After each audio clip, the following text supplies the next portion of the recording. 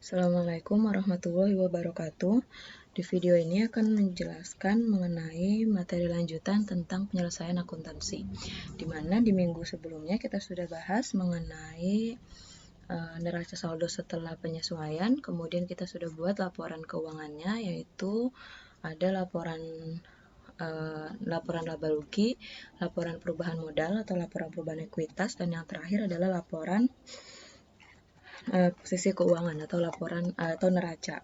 Kemudian di minggu ini nanti kita akan menjelaskan mengenai jurnal penutup dan neraca saldo setelah penutupan.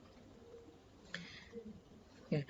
Nah, secara definisi, jurnal penutup merupakan ayat jurnal yang dipersiapkan pada akhir periode akuntansi untuk menutup saldo akun yang bersifat sementara, yaitu akun-akun yang namanya akun nominal, yaitu akun-akun yang ada di laporan laba rugi. Karena memang kalau misalnya akun yang ada di neraca itu adalah akun atau yang nilainya itu nilai-nilai akun yang ada di neraca akan dibawa ke tahun berikutnya gitu. Jadi misalnya saldo akun yang ada di neraca tahun 2012 akan menjadi saldo awal di tahun 2013. Jadi nilai yang ada di neraca itu akan carry forward atau terbawa ke tahun-tahun berikutnya. Kemudian kalau misalnya akun-akun yang bersifat sementara atau akun nominal, yang itu yang ada di dalam laporan laba rugi plus prive, jadi ada akun pendapatan, akun beban, dan prive itu harus ditutup karena memang akun-akun tersebut menunjukkan angka untuk periode bersangkutan saja.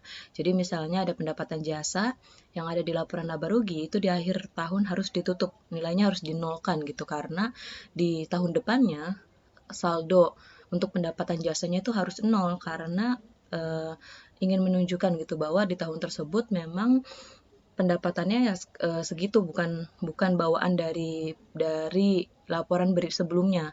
Karena kalau misalnya tidak ditutup, nanti nilainya itu akan digabungkan setiap tahunnya. Padahal laporan laba rugi merupakan laporan yang menunjukkan saldonya itu menunjukkan untuk periode yang bersangkutan saja. Misalnya tahun 2012, jadi pendapatan jasa itu mencerminkan pendapatan yang diterima oleh perusahaan selama tahun 2012 saja. Tidak ada bawaan dari tahun sebelumnya atau tidak terbawa juga di tahun depannya kayak gitu.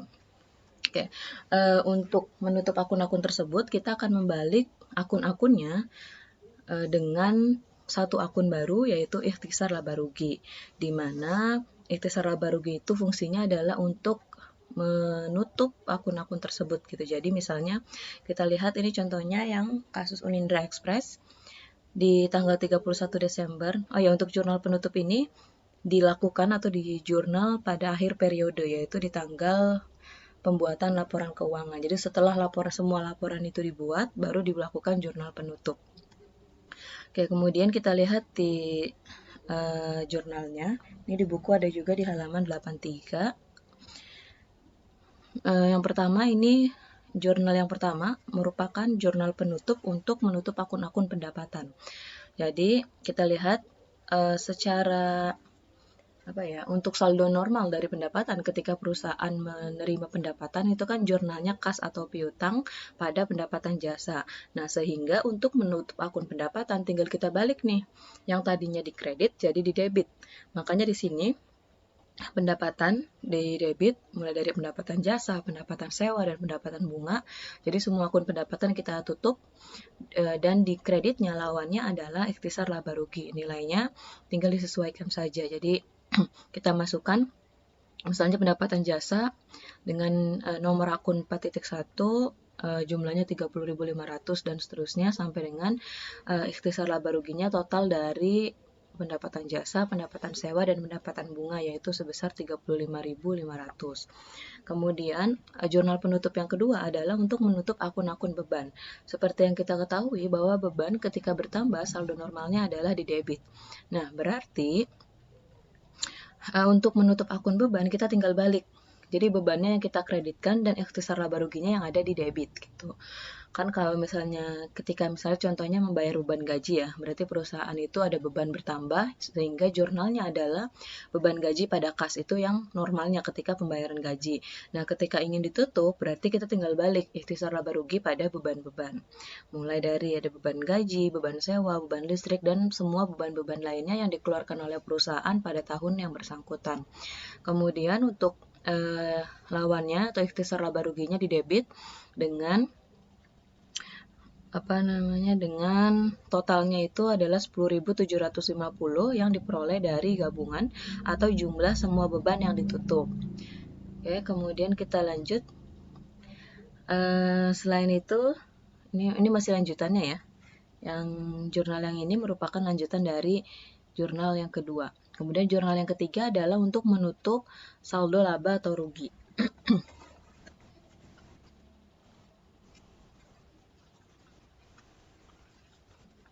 Ya, yang jurnal ketiga ini jurnalnya adalah ikhtisar laba rugi pada laba bersih. Nah, ini tujuannya adalah untuk menutup laba rugi laba rugi di tahun tersebut gitu, sehingga laba atau rugi di tahun depannya itu sudah nol gitu, di awal tahun depan itu sudah nol. Jadi kita bisa mulai mulai dari angka nol lagi gitu untuk tahun depannya. Kemudian jurnal penutupnya adalah tinggal di debitnya ikhtisar laba rugi dan di kreditnya adalah laba bersih. Jumlahnya sebesar 24.750. Ini yang diperoleh dari laporan laba rugi PT Unindra Express di halaman 80 atau kalau yang kita itu kemarin agak berbeda nilainya bisa dilihat saja di Excel-nya. Tapi ini intinya ini adalah laba atau rugi yang diperoleh di tahun 2012. Kemudian yang terakhir adalah modal, ini adalah untuk menutup akun PRIVE, di mana akun PRIVE itu lawannya bukan ikhtisar laba rugi, tapi akun modal. Kenapa akun modal yang ditutup di sini? Karena memang PRIVE itu berpengaruh ke modal. Jadi ketika ada PRIVE di dalam sebuah perusahaan, maka modal perusahaan itu akan berkurang sejumlah PRIVE yang diambil kayak gitu. Makanya jurnal penutupnya adalah modal pada PRIVE, karena PRIVE itu saldo normalnya di debit, sehingga ketika akan ditutup berarti tinggal dibalik. Jadi PRIVE-nya di kredit dan di debitnya adalah modal. Jadi yang perlu diingat juga untuk ketika akan menutup akun PRIVE bukan ikhtisar laba rugi ya, tapi modal, karena PRIVE ini mempengaruhi modal yang dimiliki oleh perusahaan gitu. Nah, untuk nilainya sebesar Rp5.000 karena PRIVE yang dikeluarkan di tahun 2012 oleh Unindra Express adalah sebesar Rp5.000. Kemudian setelah kita buat jurnal penutupnya, maka selanjutnya adalah neraca saldo setelah penutupan. Nah, untuk neraca saldo setelah penutupan ini, kalian bisa lihat yang tersisa adalah hanya akun-akun yang bersifat real atau akun-akun yang memang dia bukan, makanya si akun-akun yang ada di neraca ini atau akun-akun real ini nanti akan dibawa nih. Jadi semua yang ada di neraca saldo penutupan ini nilainya nanti akan menjadi saldo awal di periode 1 Januari sampai dengan 31 Desember 2013 gitu. Jadi nanti akan menjadi saldo awal di tahun 2013. Dan ini memang kalau kalian lihat yang tersisa hanya akun-akun yang ada di neraca atau akun real, sedangkan akun-akun nominal itu tidak ada di sini gitu. Oke, kemudian kita lanjut. Nah, ini adalah contoh soal. Kalian bisa perhatikan contoh soal di halaman 85. Jadi di halaman 85 itu ada contoh soal perusahaan jasa konsultasi Aryu Liva, di mana di halaman 85 itu disediakan neraca saldo dari perusahaan jasa tersebut gitu per 31 Agustus tahun 2010. Kemudian ada beberapa informasi lainnya di situ. Ada informasi mengenai neraca saldo ayat-ayat jurnal yang perlu disesuaikan. Jadi ada beberapa situs dari A sampai G, mulai dari saldo fisik, perlengkapan, kemudian ada beban utilitas, kemudian ada asuransi, pendapatan yang ditangguhkan, ada beban gaji, peralatan kantor, dan pendapatan yang sudah bisa diakui tapi belum diterima uangnya. Kemudian untuk jurnal penyesuaiannya itu bisa dilihat di halaman 86. Jadi ada beberapa jurnal di situ. Kemudian untuk neraca lajurnya juga bisa dilihat di halaman 87, mulai dari ada akun-akunnya, kemudian ada daftar saldo sebelum penyesuaian, kemudian ada AJP-nya, ayat jurnal penyesuaian, dan ada neraca saldo setelah penyesuaian, kemudian ada laporan laba rugi dan neraca. Nah, di sini ada di halaman 88 juga ada format, jadi laporan keuangan yang sudah sesuai dengan format yang sebenarnya kayak gitu. Yaitu ada laporan laba rugi, laporan ekuitas, neraca, dan di bawahnya yang paling bawah itu ada jurnal penutup. Jadi jurnal penutupnya juga sama yang sudah kita bahas di sebelumnya, yaitu ada yang A, jurnal penutup yang A itu untuk pendapatan jasa pada ikhtisar laba rugi. Nilainya Rp10.050.000. Itu ikhtisar laba ruginya posisinya di kredit ya, karena kan akan menutup akun pendapatan jasa, sehingga pendapatan jasanya adalah di debit dan ikhtisar laba ruginya di kredit kayak gitu. Kemudian yang B, jadi jurnal penutup yang B itu untuk menutup akun beban-beban, dan yang terakhir adalah untuk menutup akun laba atau rugi gitu, laba atau rugi yang diperoleh di tahun yang berjalan.